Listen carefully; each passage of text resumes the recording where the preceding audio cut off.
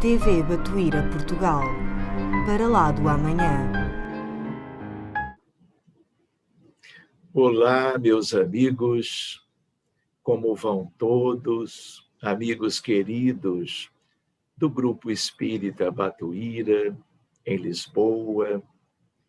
Aqui é o Sérgio Tizen, do Rio de Janeiro, tendo mais uma vez a alegria de poder compartilhar com vocês um estudo espírita e, desde já, agradeço aos queridos dirigentes da instituição tão amada que me fizeram este novo convite para que, durante alguns minutinhos, nós possamos examinar mais um item como que da nossa agenda de trabalho.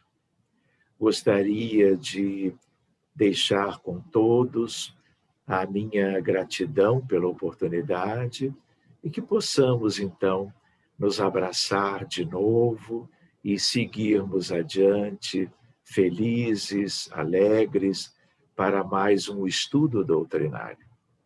O nosso tema hoje, meus amigos, chama-se assim: Conduta Cristã, Base para o Amor e a Reforma Íntima.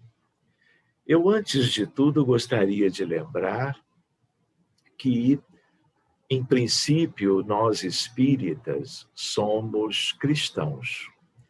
Mas nós também devemos recordar que o mundo, a Terra, o orbe terreno, ele é muito amplo e ele, claro, como um mundo de provas e expiações, tem uma longa história pregressa. E nós, hoje, cristãos espíritas, já estivemos vivendo em inúmeros cenários diferentes, países distintos, culturas diversas, e hoje estamos tendo, na encarnação atual, uma oportunidade muito preciosa de conhecermos um pouco melhor sobre a figura sublime de Jesus, à luz do próprio Espiritismo, a partir de Kardec, com Emmanuel, com Humberto de Campos e outros autores queridos. Ao mesmo tempo, vamos conhecendo um pouco melhor sobre o cristianismo, sobre a sua história, sobre a sua origem. Vamos nos lembrando dos evangelistas e, portanto, dos evangelhos de Mateus, de Marcos, de Lucas e de João. Vamos nos lembrando das epístolas ou das cartas, não só de Paulo, mas de outros pioneiros no âmbito da história do cristianismo. Vamos nos lembrando de Atos dos Apóstolos, escrito por Lucas. Vamos nos lembrando, por último, do Apocalipse de João. Então, vale a pena nós nos lembrarmos, antes de tudo, que nós espíritas temos, vamos dizer, muitas fontes maravilhosas de estudo, não é? Enfeixando o grande todo do cristianismo. Então, se nós temos o livro O Evangelho segundo o Espiritismo, de Allan Kardec, que é como uma obra-prima a nos revelar, a partir dos espíritos da codificação com Allan Kardec, examinando todo o Sermão da Montanha, capítulo por capítulo, nós não podemos deixar de estudar estes outros aspectos, porque todos eles têm a ver com Jesus. E nós também aprendemos que o nosso mundo é muito atrasado. Na verdade, como Emmanuel diz no livro Roteiro, trata-se aqui de um grande educandário, eu até diria um educandário tipo uma escola primária. Ao mesmo tempo, em outros momentos, espíritos dizem para nós que aqui é um grande hospital. E não é verdade? Se nós vamos perscrutar a história humana, nós vamos ver os dramas individuais e coletivos de muita significação para conjuntos imensos de espíritos encarnados, humanos, portanto, mas também algo que significa todo um movimento, por um lado da luz, por outro lado das trevas, em termos da erraticidade ou do mundo espiritual, que também é importante e que compõe a nossa realidade. Então, quando nós pensamos em conduta cristã, nós estamos procurando ir um pouquinho adiante, lembrando que o conhecimento do Evangelho, das obras subsidiárias, tudo isto é fundamental. Mas se nós nos imobilizamos no conhecimento teórico, por mais amplo, vasto que seja, mas se ele não nos indica o caminho da nossa transformação, das nossas mudanças para melhor, vamos dizer, as lições de Jesus, a sua estada há 2000 anos em Jerusalém, na Galileia, na Judéia, em Cafarnaum, no Tiberíades, e todo o seu esforço extraordinário por nós, continuará não trazendo o que é algo que agora é da nossa responsabilidade. Ele e os grandes missionários com ele já fizeram tudo. Agora, quando falamos em termos de conduta cristã, não é? E também utilizamos a expressão reforma íntima, fica claro para nós que nós não podemos continuar simplesmente vivendo as nossas vidas sendo como éramos antes. E, portanto, errando sucessivas vezes, contrariando muitas ocasiões as leis de Deus. E se nós nos lembramos dos conflitos, das guerras, das revoluções, de tudo aquilo da nossa história, se hoje nós examinamos o cenário amplo da humanidade, não apenas com a grande pandemia desse último ano, mas lembrando do que já tínhamos antes, com milhares de doenças clínicas, físicas, somáticas, biológicas, e, ao mesmo tempo, um apanhado de doentes mentais no mundo inteiro, outras epidemias como a depressão, os distúrbios de ansiedade, a esquizofrenia, junto da depressão, a questão do suicídio, as nossas crianças e jovens dentro do espectro do autismo, nós continuamos percebendo o quanto nós não fizemos ainda o essencial. Por isso que este tema tem também, como tem todos os temas espíritas, um significado para nós, e especialmente este, né? Ele é como um convite, porque a teoria é muito importante, mas a partir dela tem que, como que florescer, tem que surgir a prática da mudança. E é isto que interessa a mim, a vocês, e eu diria, a toda a humanidade encarnada. Aqueles que não têm ainda o cristianismo em suas mãos, para depois o cristianismo ser trazido aos corações, talvez tenham um pouco mais de dificuldades de vivenciarem este processo. Mas estamos de mãos dadas. Como espíritas, percebemos o quanto, apesar de fronteiras que dividem as nações, nós, na verdade, somos uma grande família, um país só, dividido por culturas e histórias distintas, mas como se utiliza a figura do rebanho de Jesus. Todos fazemos parte dele. de tal maneira que Jesus segue, apesar das agruras vividas hoje, agravadas pela pandemia, tudo tem razão de ser, tudo tem uma base na própria história nossa, em tempos bem antigos, milênios atrás, séculos recentes e assim por diante. Então, esse convite está de pé.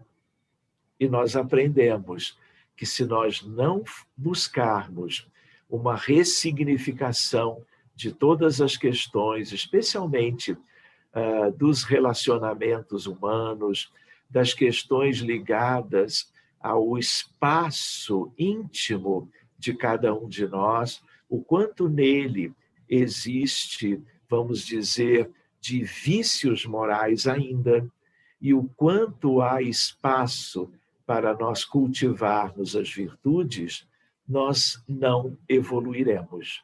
Então, essa é uma reflexão inicial que eu gostaria de fazer com os amigos do querido Grupo Espírita Batuíra. Então, vale lembrar, quando colocamos que mundo é este, é um mundo muito atrasado, chamado de provas e expiações, de grande educandário, de um grande hospital, a ponto da espiritualidade dizer, né, o quanto assim nós, neste mundo, precisamos de grandes mudanças, porque também temos aí uma perspectiva de transição planetária, temos uma perspectiva de regeneração, e a hora do grande trabalho é exatamente esta. De tal maneira que os espíritos nos dizem que nós aqui estamos vivendo todos no mundo que é o melhor para nós, em busca de novas experiências e conquistas morais. Mas quem vive na Terra é doente. Quem vive nesse mundo tem padrões espirituais ainda muito relacionados às imperfeições. Ninguém vem a este mundo reencarnando sem que não haja uma necessidade evolutiva de nós próprios. Claro que existem exceções. São os grandes missionários, são aqueles que já viveram outras vidas aqui neste mundo e procuraram no campo do conhecimento ou do amor ou de ambos, por sua grandeza, nos auxiliarem no rumo do progresso, seja no âmbito das artes, das ciências, da filosofia e também das questões da crença, das questões das religiões, que foram, ao longo das eras, como que plantadas na nossa realidade. Então, vale a pena nós lembrarmos de novo algo que nós conhecemos. A nossa humanidade é um coletivo de 20 bilhões de almas, espíritos com deficiências morais, reunidas todas aqui para reeducação e regeneração. Então, conduta espírita e reforma íntima tem a ver com o projeto que é pessoal, só que na maioria das vezes as pessoas não têm consciência. As pessoas estão vivendo as suas vidas no mundo inteiro há milênios, repetindo automaticamente quase experiências que já tiveram, muitas vezes sem um propósito, sem consciência do verdadeiro sentido de um retorno à vida humana para mais uma reencarnação. Então, o número significa, hoje, estatisticamente, temos 7,8 bilhões de encarnados, só que o outro lado é vida terrena igual. As necessidades são as mesmas. Até porque, se nós hoje estamos do lado de cá, amanhã já voltamos para o mundo espiritual de origem. E muitos daqueles que estão lá hoje já estão voltando. para seus novos projetos reencarnatórios. Então, nós teríamos 12,2 bilhões de desencarnados. E é importante lembrarmos disto quando nós oramos, quando nós meditamos, quando nós trabalhamos a questão da empatia, da compaixão, do perdão, da gratidão. Tudo isto tem a ver com esses dois mundos que, na verdade, formam um único mundo, entrelaçados os dois, através das sintonias e ressonâncias psíquicas que nós estamos estabelecendo todos os dias. Lembrando que o que acontece no mundo espiritual, no mundo superior e no mundo inferior, repercute na vida dos encarnados. E tudo o que acontece na vida dos encarnados também reflete para a vida dos desencarnados. Isto é algo que até um dia podemos estudar um pouquinho melhor. Então, a ideia, reforma íntima e substituição dos vícios pelas virtudes. Este é o caminho da evolução, que muitos já promoveram para si, ajudando também os outros, e que é como que uma carência de todos nós, e por isso nós estamos nos matriculando sucessivas vezes para novos projetos reencarnatórios. Então, no livro Roteiro de Emmanuel, por Chico Xavier, capítulo O Grande Educandário, é onde nós tiramos esta referência. Então, na hierarquia dos mundos, ainda estamos numa condição de muito sofrimento, de muitas limitações morais, que, por sua vez, é o que causa tanto sofrimento. Por causa do pouco adiantamento moral, porque não soubemos, ao longo das nossas histórias individuais e coletivas, fazermos um amadurecimento, uma ampliação de horizontes mentais para que nos transformássemos em pessoas, almas ou espíritos melhores. Então, nós falamos muito hoje em transição planetária, estamos abordando este tema há uns 25 anos, mais ou menos. Lembramos do capítulo 18 do livro A Gênese, de Allan Kardec, em que o capítulo chama-se Os Tempos São Chegados. Me recordo da mensagem de François Arago, matemático, físico, ex-primeiro-ministro da França, desencarna e, em seguida, já é parte dos espíritos da codificação, daquela equipe maravilhosa, e ele tem uma mensagem que diz sobre a geração nova. Então, estas lembranças devem ser um estímulo para nós, para que nós avancemos de tal maneira para que a regeneração, se já teve início para um grande conjunto de pessoas, ela possa se ampliar na direção do mundo inteiro. E outra reflexão aqui importante é lembrar, primeiro, na verdade são duas, que a regeneração planetária da nossa humanidade tão atrasada, ela depende do degredo, do exílio, da transmigração, e depende também daquilo que é, vamos dizer, o esforço coletivo de uma humanidade para que tenhamos esta regeneração, mesmo ela podendo perdurar por talvez 50, 80 mil anos, nós não sabemos. Então, esse é um outro tema interessante para nós, mas que tem a ver com conduta espírita, tem a ver com reforma íntima dos espíritas, dos cristãos, de quaisquer amigos e irmãos de expressões religiosas outras, e mesmo aqueles que não têm sintonia ou não têm afinidade com nenhuma questão de crença das muitas que estão por aí, espalhadas pelo mundo. Então, a ideia é de que nós precisamos exercer todo um empenho, imprimirmos uma velocidade nova no processo evolutivo. E a outra reflexão em torno disso é a ideia da responsabilidade dos espíritas pelo tesouro instrumental da evolução, que é a doutrina espírita em nossas mãos. E responsabilidade, porque não é apenas quanto a nós e aos nossos mais próximos, por exemplo, de uma parentela corporal.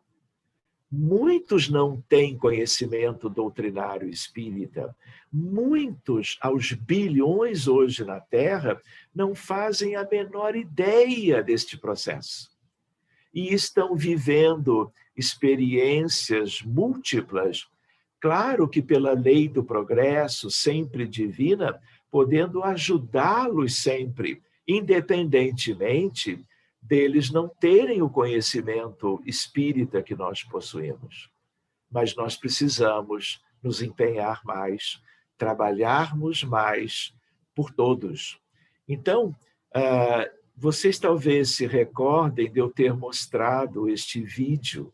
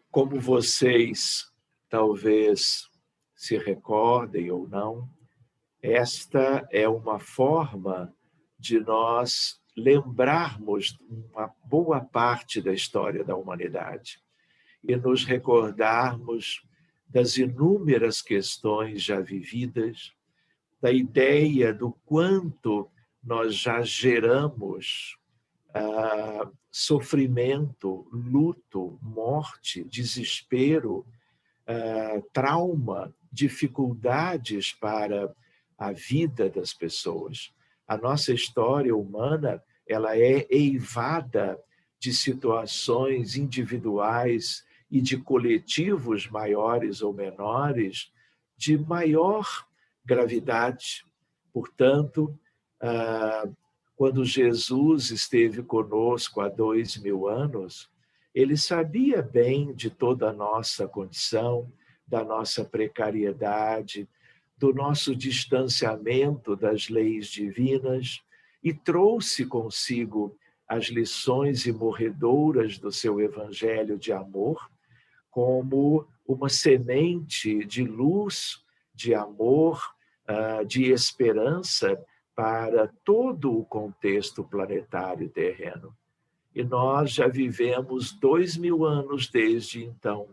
E vejam como as nossas condições ainda são precárias. De tal forma que é um convite, né? Quando pensamos em conduta cristã, é no sentido de agirmos conscientemente em todos os momentos de cada dia, valorizando a matrícula na Terra, valorizando a oportunidade extraordinária de sermos como que senhores de nós mesmos e de sermos lúcidos, despertos, sermos aqueles que façamos as melhores escolhas, busquemos as melhores diretrizes para que as nossas atitudes reflitam os ensinamentos do Evangelho, porque muitas vezes há toda uma ambiguidade, há toda uma diferença entre o dizer e o realizar. Então, com o passar do tempo e com consciência de que nós não podemos enganar a nós mesmos, porque já o fizemos, né? Sendo muitas vezes diferentes no âmbito da sociedade ou de uma instituição qualquer, quanto ao que somos dentro dos nossos lares ou em certas situações do dia a dia, num cenário qualquer da vida, nós temos que buscar a mudança, nós temos que nos empenharmos mais. E quando olhamos agora, nós estamos olhando o planeta Terra, uma bolinha, um pontinho azul, se confundindo ali com a projeção de um anelzinho do planeta Saturno, e tudo que nós já vivemos, toda a nossa história, tudo está naquele pontinho. E quantas vezes, distraídos pela própria cegueira, nós vamos dando importância grande ao que não deveríamos. E vamos buscando algo que não nos acrescentará quase nada. E gerando para tal ou com isto prejuízos aos outros e, consequentemente, a nós próprios.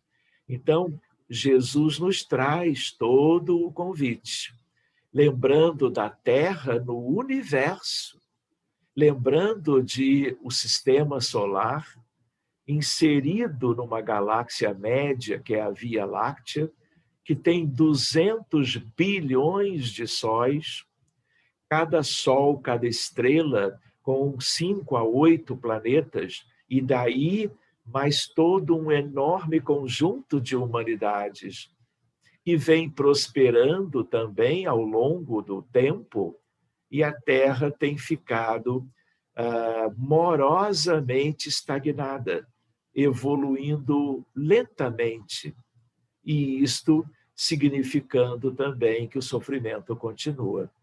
Lembrando desse nosso planeta lindo e do quanto, ao melhorarmos a nossa condição, a buscarmos a reforma íntima, nós vamos como que favorecer a vida de todos, a vida coletiva no planeta Terra, a vida espiritual no sistema solar, na galáxia e em todo o universo divino. Isso chama-se entrelaçamento quântico. Isto é algo que estamos aprendendo há 121 anos pela nova física, trazendo as questões que foram trabalhadas pelos grandes físicos do início do século XX, quanto ao infinitamente pequeno, para aquilo que é do mundo dos espíritos, para aquilo que é da realidade dos filhos de Deus e para aquilo que é algo que se relaciona com o progresso do grande universo. O universo observável são 70 septilhões de estrelas. A galáxia Andrômeda do nosso lado, a vizinha, só ela tem 1 trilhão de estrelas, portanto, 5 trilhões de planetas. A ideia de que mundo é esse? É um mundo escola, é um mundo hospital com aqueles tais bilhões. Estamos iniciando, dos tempos do livro A Gênese, 1868, a transição planetária, mas ainda muito morosa, porque nós estamos fazendo com que as coisas sejam devagar. Não vamos falar hoje sobre curva, espaço-tempo. Lembramos da importância da evolução pessoal, intransferível, inalienável, tanto quanto da evolução de todos. E nós, cada um, podemos contribuir, como vimos, para o bem geral. Todos temos que avançar. E fazendo com um esforço íntimo pessoal cada vez maior. Saltos quânticos da consciência, como nós poderemos examinar num outro momento. Nós nos lembramos da figura querida do codificador, ele, a espiritualidade, e depois da codificação também, nos falando sobre o nosso mundo, os doentes dos 2 planos, os hospitais no grande hospital que é a Terra, tanto hospitais no mundo espiritual como no plano físico, a importância do centro espírita, como cada centro, como que representando a casa do caminho de Pedro. A primeira igreja do cristianismo primitivo, autêntico, original, em que tudo de Jesus continuou naqueles grupos ou pequenas igrejas do Oriente, muito crescimento, claro, a partir do trabalho de Paulo, o apóstolo, né? Dos gentios, e a ideia de que ali o que nós tínhamos? Os doentes trazidos para dentro da sua casa. Nós tínhamos aqueles enfermos que viviam nas ruas, cegos, surdos, mudos, leprosos, paralíticos, sendo tratados fluidicamente por aqueles apóstolos e discípulos. E tínhamos a figura extraordinária de Estevão, o mais importante como que conhecedor da Boa Nova, falando dos evangelhos, falando dos ensinamentos de Jesus, né, para aqueles enfermos, nos moldes das palestras de instrução, em que vamos repetindo os ensinamentos de Jesus nos estudos doutrinários espíritas, sem jamais devermos nos afastar de todo o grande conjunto dos evangelistas, das epístolas, de Atos dos Apóstolos e do Apocalipse de João, que são temas para nós examinarmos mais adiante, quem sabe. Então, vale a pena nós nos lembrarmos da figura dele como o terapeuta essencial, porque somos uma humanidade enferma. Então, conduta cristã é prescrição médica. Reforma íntima é sugestão de Jesus e, por isto mesmo, de todas as escolas cristãs. Eu digo cristãs autênticas, não aquilo que ao longo da história foi sendo deturpado, humanizado, adulterado pela ignorância humana, de espíritos ainda muito imperfeitos, que estiveram próximos, encarnados e desencarnados, a toda a literatura cristã, não é? Mas se deixaram levar pelas suas dificuldades e modificaram aquilo que não deveria ter sido alterado. E a outra ideia, o sublime educador. Então, quando ele nos dizia àqueles, por exemplo, que ele havia curado recentemente, né, como o lunático, numa situação emblemática de um doente mental que vivia o drama da obsessão por espíritos equivocados, eu diria, né? Ele dizia, estás curado, não digas isso a ninguém sobre o que aconteceu aqui entre nós. Ou ele dizia, vá e não peques mais. Então, ele educa, ele cura e educa, sempre trazendo algo substancial, algo que aqueles que foram seguindo as suas prescrições foram obtendo a emancipação moral. E muitos já não estão mais aqui. E estamos nós, os retardatários, os mais imperfeitos, e aqueles que ganharam a doutrina espírita como mais um facho de luz imperecível para uma aceleração do processo evolutivo. Então, quando ele dizia, por exemplo, aos apóstolos, sugerindo a vigilância e a oração, ele sabia que mundo era esse, melhor do que ninguém. Ele gerou a Terra a partir de um corpo celeste incandescente, como diz Emmanuel no livro A Caminho da Luz, há 4,5 bilhões de anos, a outorga divina para gerenciar todo o processo evolutivo da humanidade. Eu diria, sem poder imaginar as coisas lá para o grande futuro, até o fim dos tempos. Enfim, a ideia de que quando ele preconizava a oração e a vigilância, era porque ele nos procurava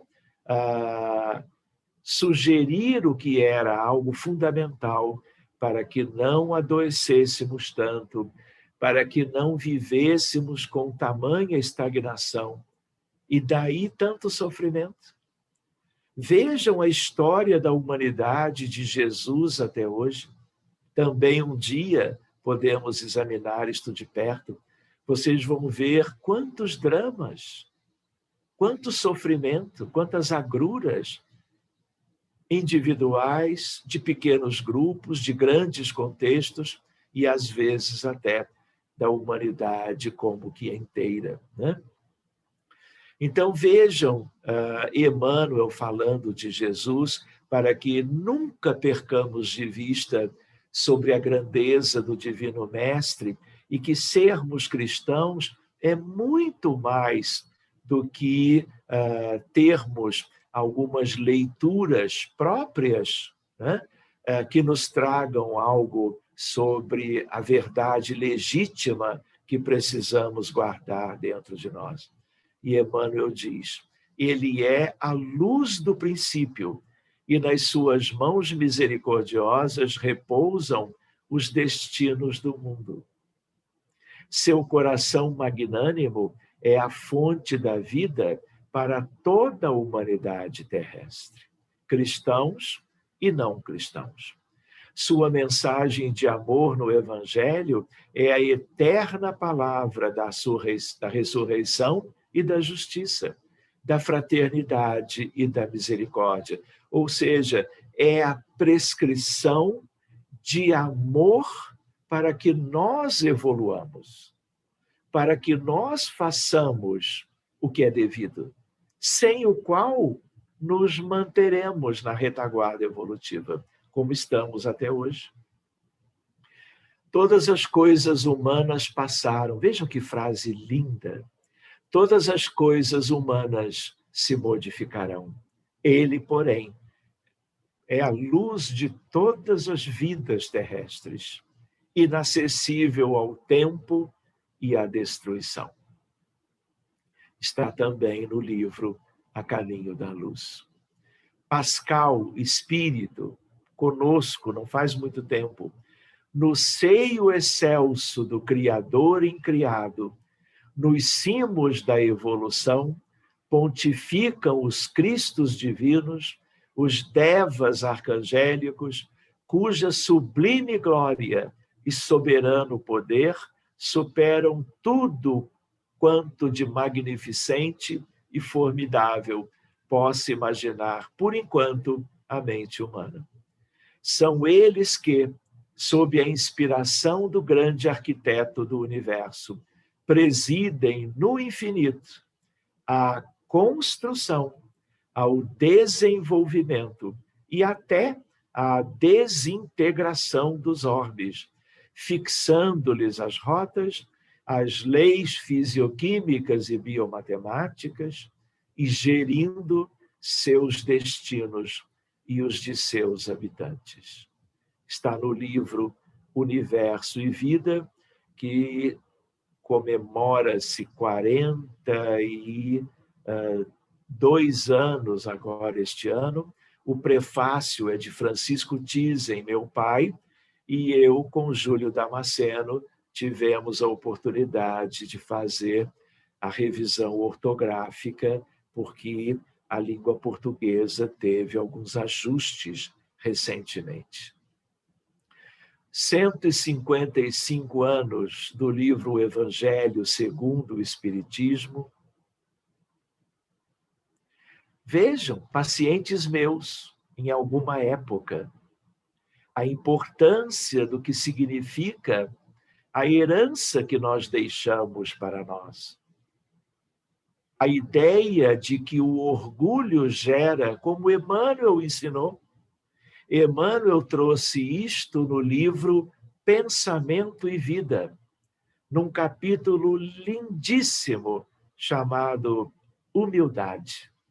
E aí ele trabalha a questão do orgulho, humildade, que estão em oposição, claro, um com o outro.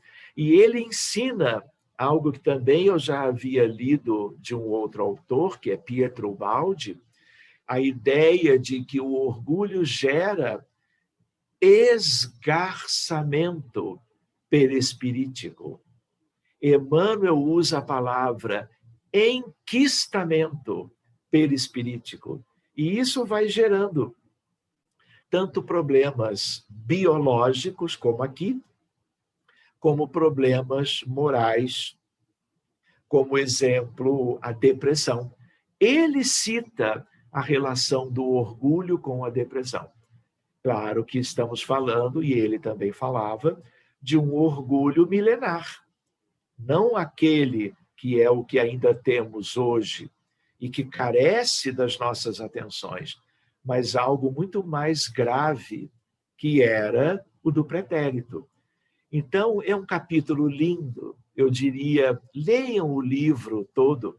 Se nós queremos estudar um pouco sobre medicina da alma, medicina e espiritualidade, busquemos também esta obra, eu diria, extraordinária de Emmanuel, para que nós trabalhemos um pouquinho mais o tema reforma íntima, educação dos sentimentos, para que nós lidemos um pouco mais sobre reflexões da conduta cristã. Eu gostaria de lembrar que todas as vezes que nós transgredimos as leis de Deus, a partir dos vícios morais envolvendo orgulho, ambição, indiferença, envolvendo o egoísmo, a vaidade, a prepotência, o despotismo, tantas coisas que nos são tão familiares até hoje, né? No campo da política, da sociedade, da história, até da vida familiar. Quando nós, pelas nossas escolhas e ações ou atitudes, nós contrariamos as leis, nós prejudicamos o próximo, em graus variáveis, às vezes numa situação menor, envolvendo poucos prejudicados, e às vezes uma decisão infeliz pode prejudicar centenas, milhares ou milhões. Então, toda vez que assim ocorre, a nossa evolução, ela sofre uma paralisia, uma estagnação. Naquele aspecto. Pode ser que em outros, que são muitos da vida de cada um, a coisa siga, progrida. Mas vale a pena lembrar que causar sofrimento para alguém, por indiferença, por inércia, por falta de atitude benéfica, ou fazendo o contrário, gerando propositadamente, com níveis variados de intenções, nós temos que passar por 4 etapas para que possamos retomar o processo evolutivo e nos adiantarmos mais. Então, vale a pena nos lembrar de que quando as pessoas desencarnam, o ideal é que o arrependimento fosse imediato, já que o mal foi realizado. Mas ele pode acontecer durante a vida terrena, a partir das atitudes infelizes e contrárias às leis, em qualquer momento daquela existência em curso. Anos depois, às vezes. Mas, a partir do conhecimento do que acontece no mundo espiritual, a frase mais típica, como outras vezes nós havíamos comentado, daqueles que despertam no mundo espiritual após a morte, horas ou anos depois, dependendo da lentidão do processo adaptativo, se eu soubesse. Então, quando a pessoa desperta, desencarnada, dando-se conta do universo, dando-se conta do mundo espiritual no seu entorno, encontrando ou reencontrando afetos e desafetos, anjos de guarda e espíritos protetores. A sensação é de profunda dor. E isso tem a ver com o arrependimento. Há alguns que, mesmo se deparando, mantêm-se frios, insensíveis, e o arrependimento só virá, às vezes, séculos depois. Mas um grande número começa a viver o arrependimento logo. E, claro, quanto mais cedo, melhor. A partir do arrependimento, nós vamos, numa vida futura, viver o sofrimento expiatório. O mundo não é de provas e expiações, tem a ver com este pequeno quadro. A ideia de que, quando nós fizemos algo de certa natureza, causando dor e constrangimento, nós vamos viver algo parecido. Por isso que, muitas vezes, primeiro, nós nascemos sem a lembrança das vidas e circunstâncias do passado. Ao mesmo tempo, nós não recordamos o que fizemos a quem, porque não teríamos condições de recomeçar se recordássemos tantos males e prejuízos causados ao longo das nossas histórias.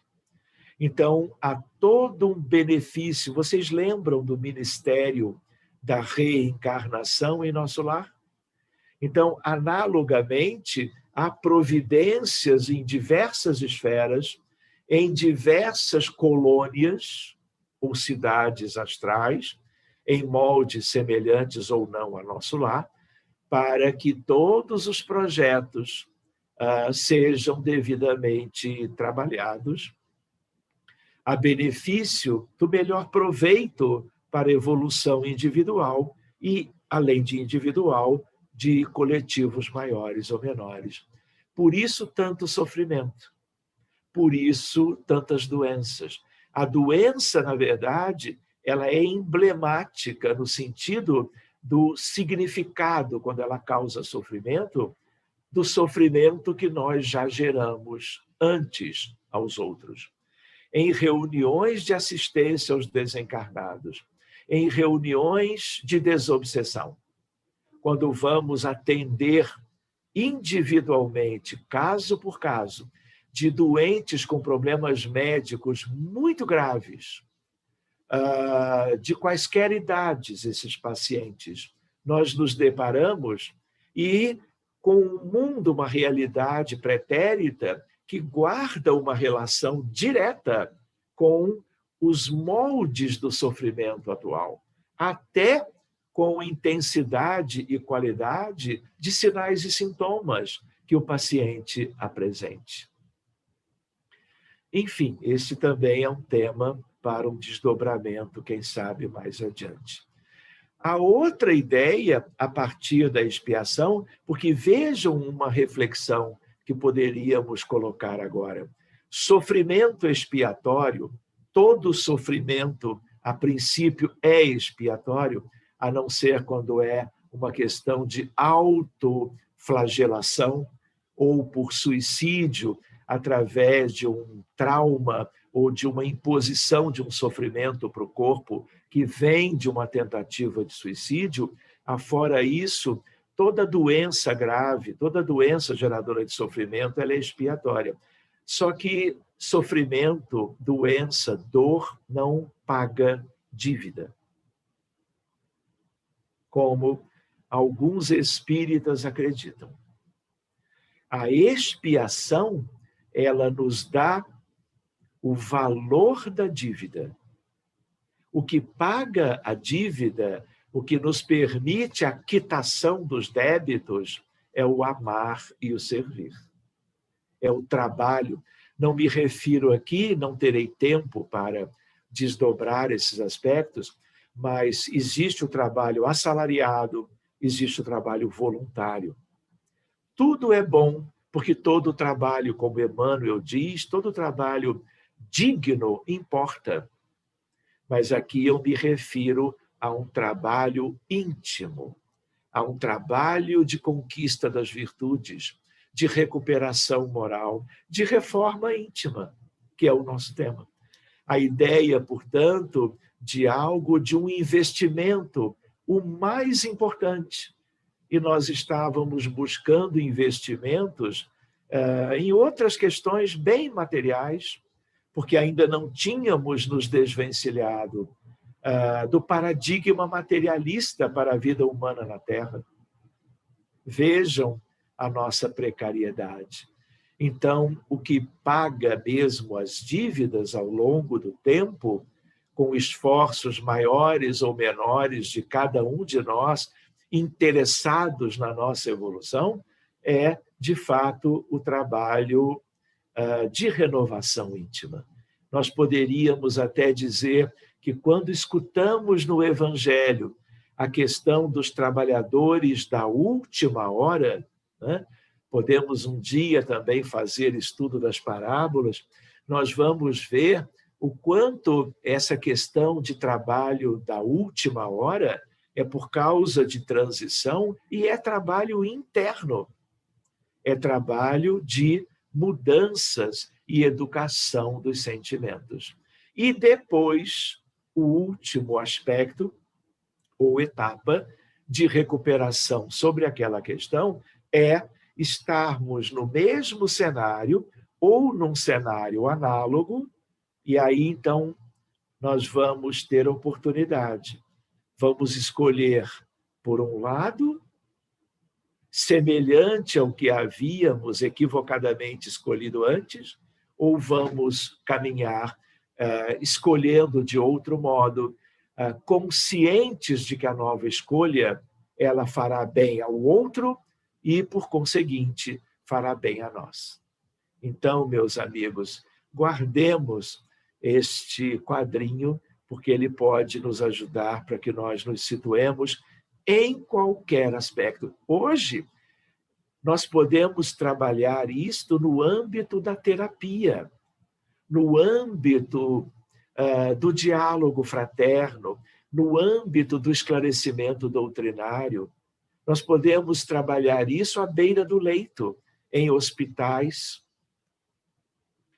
Muito bem, nós estamos com o nosso horário já completo, né?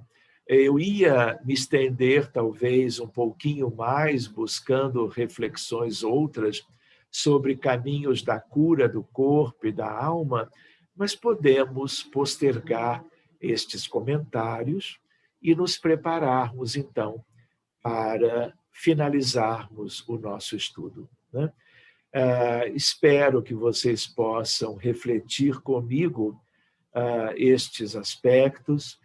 Espero encontrá-los muito bem, sabendo do bem-estar de cada um de vocês, de toda a diretoria de minha casa em Portugal, do Grupo Espírita Batuíra, para que nós, então, estejamos esperando essas dificuldades serem vencidas, para nos encontrarmos mais adiante, talvez ainda através de estudos virtuais, mas há de chegar a hora em que nós vamos muito contentes, vocês aí entre vocês, mas eu também com vocês, nos abraçarmos entusiasmadamente.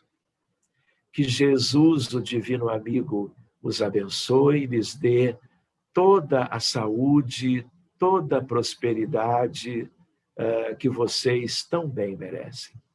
Então, eu convido a todos para que nós possamos completar este encontro de estudo, de trabalho, buscando o Divino Mestre Jesus, o companheiro sublime de todas as horas, para que ele siga abençoando a humanidade, ajudando-nos a vencer as agruras da hora que passa em todos os países do mundo, no Brasil muito especialmente, em Portugal praticamente do mesmo modo e em todos os outros cenários.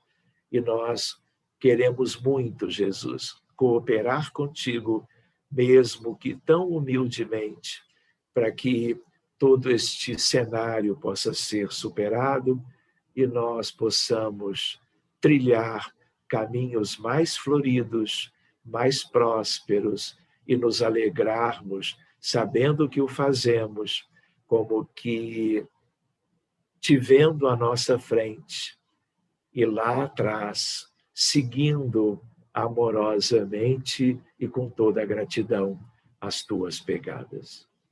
Muito obrigado, amigos queridos, e até breve. Boa noite a todos vocês. TV Batuíra Portugal. Para lá do amanhã.